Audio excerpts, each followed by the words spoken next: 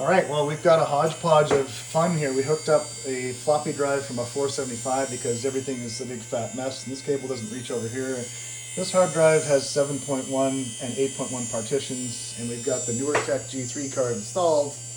We just installed some extensions, so we're going to let's do a restart here just for fun. So what's fun about this system is we just installed the extensions, and when it does the extension parade on the bottom, it actually shows us the NewerTech extension, and it shows us the clock speed that it's running at, which I just noticed. Sorry about the flickering here.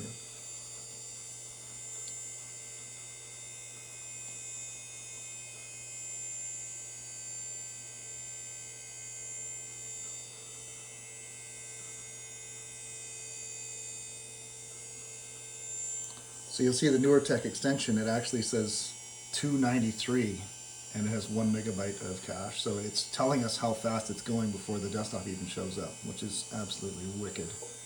So we have a flagship 8100 110 megahertz logic board with the 300 megahertz G3 card, and now the machine is properly recognizing it. So let's just have a quick look at the gauges folder here. So NewerTech installs this so you can double check your clock speeds and your cache.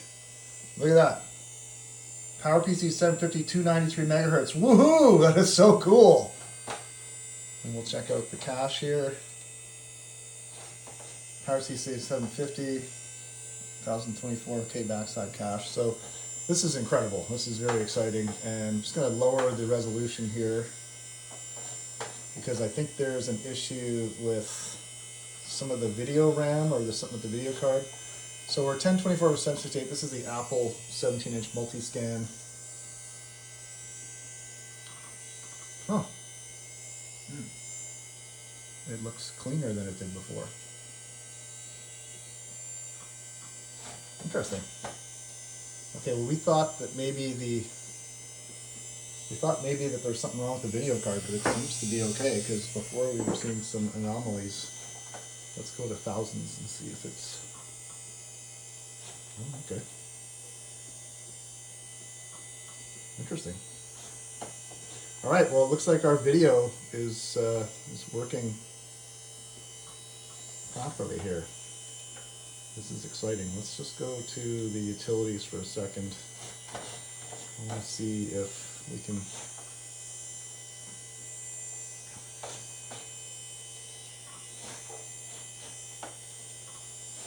This Tattletech here. Let's see if it sees that G3 card.